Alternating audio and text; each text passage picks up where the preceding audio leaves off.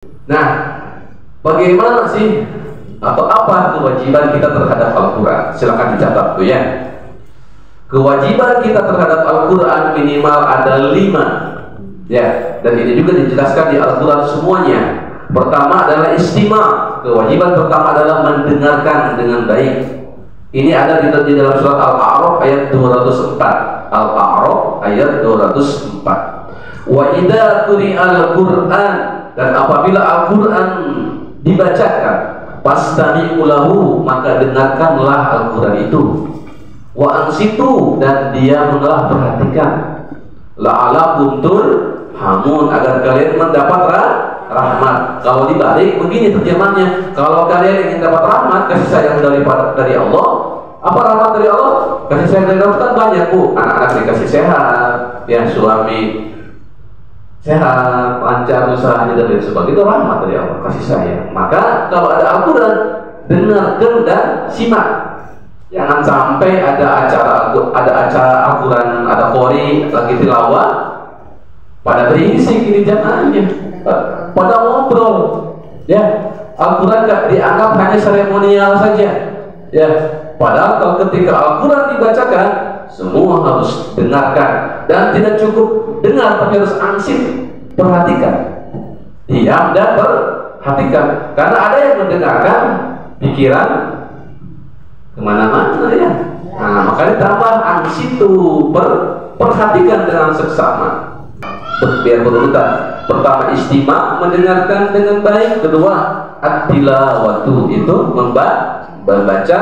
Ini ada dalam surat Al-Baqarah ayat 121. Alladzina atainahumul kitaba yatlunahu haqqa tilawati.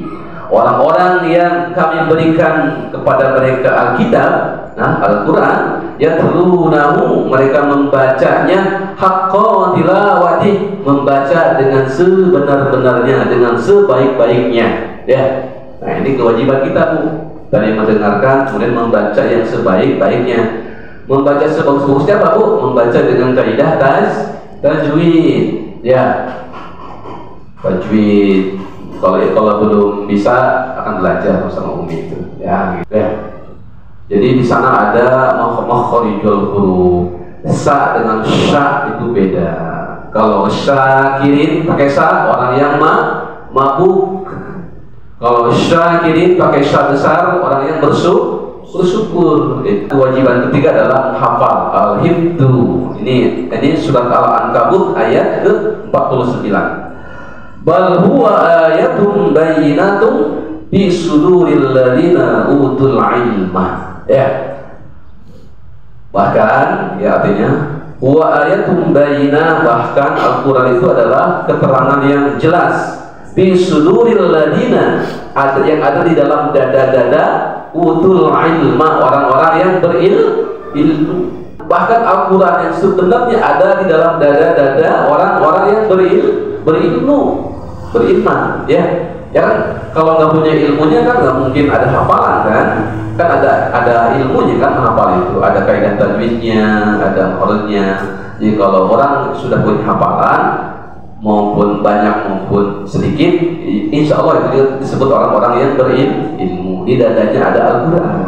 Jadi bahkan Al-Quran yang sebentar itu ada di dalam dada-dada mereka, orang-orang berilmu. Imam Syafi'i dalam satu hari itu paling sedikit hatam 3 kali Al-Quran, karena Al-Qurannya sudah ada di dalam dadanya, sudah hafal 30 juz ada di dalam dadanya. Karena kata Rasulullah, ya, yang artinya jika di dalam dada tidak ada hafalan Al-Quran, sama seperti rumah kosong, ya, banyak demit, banyak genderuwo, ya. Rumah kosong kan banyak demit, banyak genderuwo kan, banyak setan. Sama. Kalau di dalam dada manusia yang nggak punya Islam tapi nggak ada hafalan sedikit pun, itu seperti rumah yang kosong, bolong, ya, tidak ada kualitasnya. Gitu. Yang ada di dadanya apa berarti itu, Nek? Yang ada di dadanya beli ini, beli itu. Lagu malah banyak di sini hafalannya, Bu. Lagu, ya, lagu-lagu Korea atau apa ya, Al-Quran nggak ada, berarti itu rumah kosong ya, rumah yang tak berkualitas. Maka terus hafal lah ya, sekemampuan kita Bu ya. Memang seusia kita itu susah hafal, mudah lupa. Kalau anak-anak kan cepat hafal, susah lupa. Kalau kita susah hafalnya, mudah juga lupa. Ya tapi jangan berputus asa ya. Tadi itu ada nenek di Garut itu hafal 25 juz. Kalau memang sungguh-sungguh, insya Allah ada hasilnya ya. Karena Al-Quran itu kan tergantung kita interaksi. Dan kalau kita jauh, Al-Quran juga menjauh ya. Nah kemudian kewajiban kita terhadap Al-Quran yang keempat adalah tadabbur. Tadabbur itu dari kata dabaro. Dabaro itu belakang. Mohon maaf, dubur itu kan dari kata dabaro. Karena dubur ada di belakang. Tapi tadabbur di sini maksudnya adalah ketika kita membaca Al-Quran, setelahnya gitu, di belakangnya kita harus ambil itu apa intisari yang kita dengarkan, yang kita baca, itu disebut tadabbur. Surat Shad ayat 29.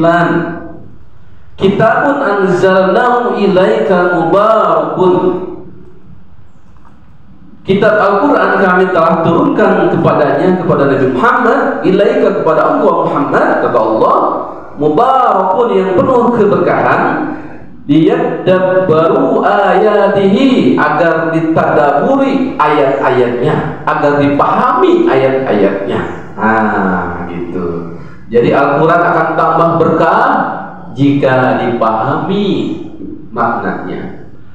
Bagaimana Al-Quran menjadi panduan hidup kalau kita nggak paham isinya? Memang mendengarkan, membaca dapat pahala, tapi tidak hanya itu kan kewajibannya, kan ada kewajiban yang lainnya, dihafal terus ditadaburi, pahami.